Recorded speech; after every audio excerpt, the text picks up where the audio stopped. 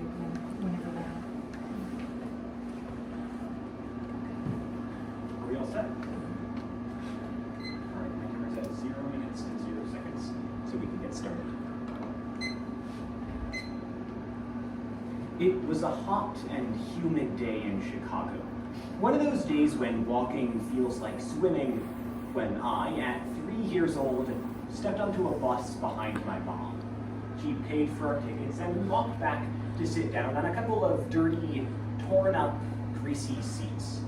She turned to a woman sitting behind her and asked, "Did you like the book you're reading?" That day altered the trajectory of someone's life forever. Today, I'd like to persuade you to do exactly what my mom did. Have a conversation with a stranger. There are 3 main reasons to do so, which I'd like to look at in increasing order of importance. Do it for yourself, do it for others, and do it for the glory of God. Now, your first feeling upon hearing me say that you ought to talk with strangers was more likely than not discomfort.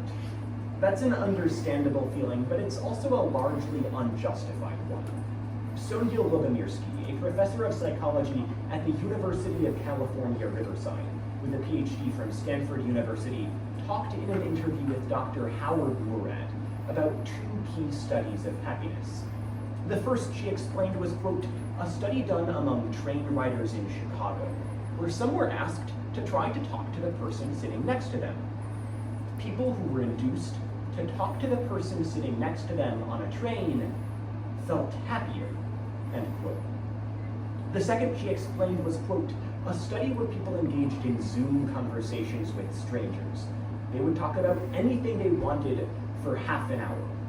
It turns out, on average, this assignment had one of the biggest happiness effects we've ever seen, end quote. In other words, 2 separate studies found that people are happier when they talk with strangers. But beyond just happiness, having conversations with strangers can give you new perspectives. A little over a block away from my house, there's a liquor store I've always hated. When people leave the store, they often speed, drive drunk, and litter. A few months ago, my dad and I were on a walk when we stumbled across some neighbors outside that we had never met. We started talking for a while, and they were quite friendly. And then, they told us that they used to own the liquor store I hated. And I was confused.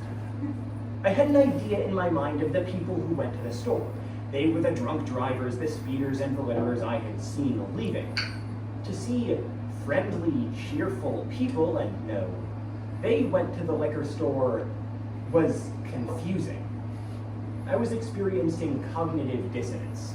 That's a term for holding 2 conflicting beliefs at once. In my case, I simultaneously held the thoughts: 1, the people associated with the liquor store are unpleasant and reckless. And 2, these people who are associated with the liquor store are pleasant and friendly. To resolve the cognitive dissonance, one of these beliefs had to go.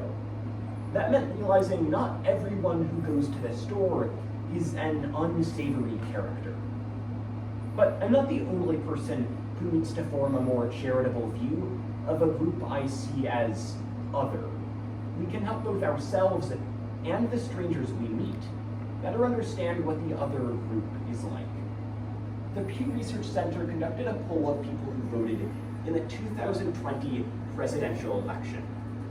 98% of voters for both Biden and Trump disagreed with the statement that, quote, those who voted for the opposing candidate understand me very well, end quote. The participants in this Pew survey were then asked to write something for strangers who voted for the opposing candidate.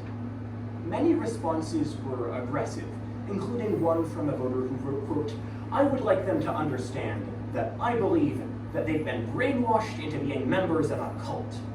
Thus, I have no regard for them or what they think of me, end quote. Not all responses were like this. An anonymous Biden voter wrote, quote, I am a proud American. I am not a socialist devil, end quote. A 40-year-old Trump supporter wrote, quote, as a Trump supporter, I am not your enemy, but you make me feel like it, end quote. For the sake of ourselves and the strangers around us, we ought to be the ones to break their stereotypes of the other side, to be the friendly neighbor who used to own the liquor store. This might seem like an impossible task, but it isn't. One man named Daryl Davis did just this, far beyond the extent I ask you to today. Davis recounts in a TED Talk that one night he met for dinner with the leader of the Maryland Ku Klux Klan. Daryl Davis is a black man. To say the least, their interaction was tense. But over time, Davis and this man became friends. In fact, Davis befriended the three most important figures in the Maryland KKK. In a 2015 interview with The Atlantic, he later explained that all three men eventually left the organization. They could not reconcile their ideas of what black people were like with the simple reality of what Daryl Davis was actually like. We can all do something akin to what Daryl Davis did, to show not all conservatives, not all liberals, not all Christians are like the stereotype a stranger may have of them. But division is far from the only problem we can mend by talking with strangers. Stephen Zoderer, the CEO of Cross River Therapy, writes that, quote, 52% of Americans report feeling lonely. 58% of Americans report that they sometimes or always feel like no one knows them well, end quote. In other words, roughly every other stranger you meet is lonely. A conversation with someone who listens to them might be exactly what they need to keep their head up that day. But we can help people keep their head up not just today, but tomorrow and for the rest of their life. And that brings us to the last reason we ought to talk with strangers. In Mark 16:15, Jesus instructs his disciples to, quote, go into all the world and preach the gospel to all creation, end quote. All of creation includes our friends and family, but it doesn't only include friends and family. It includes every stranger who might not know any Christians, every stranger who might see Christians as other. It is your responsibility and my responsibility to be the person who breaks someone's idea of what a Christian is. And that's what happened 13 years ago on a bus on a hot Chicago day. After my mom talked with a stranger on a bus, our families became friends. For years, our family talked to theirs, and my parents talked to them about the gospel. Even after we moved from Chicago to Grand Rapids, our families stayed in touch, and we sometimes visited them in Chicago. Then, in September 2023, my mom got a text. This family had begun to attend a church, and they were soon to be baptized. But my mom didn't start talking to them for no reason. She was born into an atheist household, where she was given a perception of Christians as weird Bible thumpers who didn't care about other people.